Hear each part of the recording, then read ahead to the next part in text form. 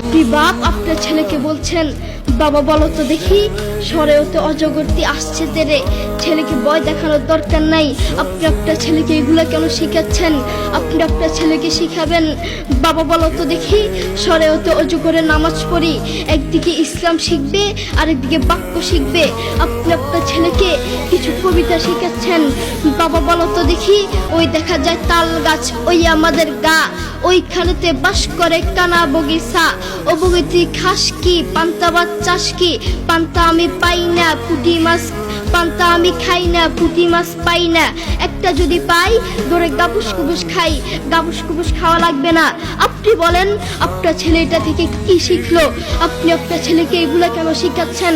আপনি আপনার ছেলেকে বলবেন, বাবা বলো তো দেখি ওই দেখা যায় কবর, ওই আমাদের ঘর, ওইখানেতে থাকতে হবে অনেকটা বছর।